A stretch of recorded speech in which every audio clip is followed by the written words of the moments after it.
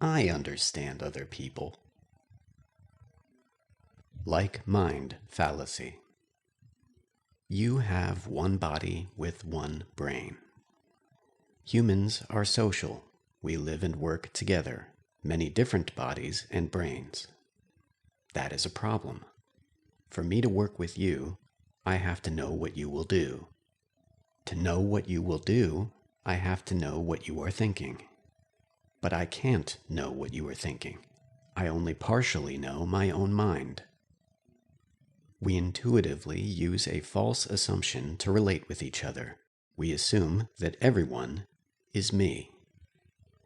That assumption allows me to use my one brain to imagine what everyone else is thinking. Everyone else thinks what I think, meaning they think what I would think if I was in their position. This is the like-mind fallacy. It is a fallacy because they would not think what I would think. Of course, they would think what they would think.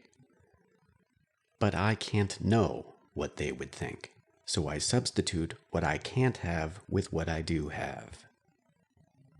There are other symptoms of like-mind, such as assuming other people know what I know, or thinking that what I don't know about doesn't exist. The like-mind fallacy is a useful assumption to make, which is why we make it. People extend like-mind to non-human agents, such as pets, sometimes even to objects. The sky is angry with us because we did not worship the mountain. It's egregious. We must override the like-mind fallacy to get better results.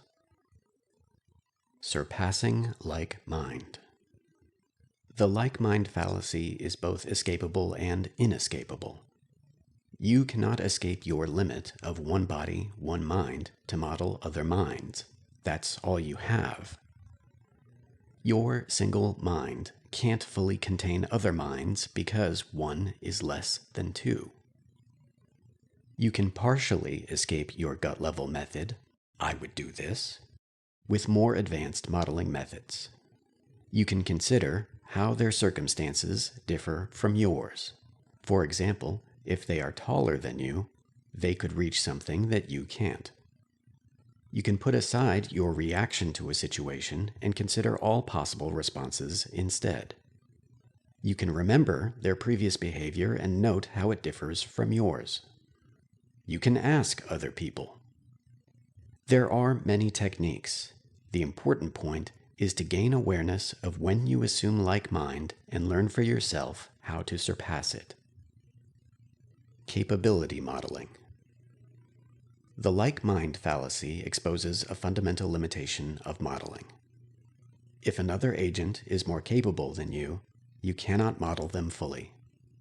The characters of a story can never surpass the ability of the author. That would be a contradiction. I can predict that if I play a game of chess against a chess engine, the engine will win based on my knowledge that the engine is more capable than me at chess. Of course, the more capable agent will win. What is less obvious is that I cannot predict what moves the engine would use to beat me. If I could predict what moves they would make, then I could counter them and win instead. Greater capability means that I cannot model what the other agent will do when they use their greater capability. When you attempt to model an agent that is more capable, you can estimate their capability and compare it to the challenge to predict the result, not the process. An example that combines the like-mind fallacy and capability modeling is when children claim that my dad could beat up your dad. As a child, my dad is more capable than me, so my dad could beat me up.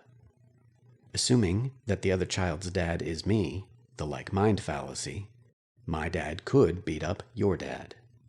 Humorously wrong. The correct method is to compare my estimate of my dad's fighting capability with my estimate of your dad's fighting capability, both of which are usually unknown when children make this claim. If the child's fighting ability is higher than both dads, the child might be able to predict what would happen specifically during a fight. My dad has longer reach, he would use a chokehold, etc. But if the dad's fighting ability is higher than the child's. The child can only predict which dad would win. They could not predict how. Mastering like mind. The world is only one place. So objectively, everyone is in exactly the same situation, just in different positions.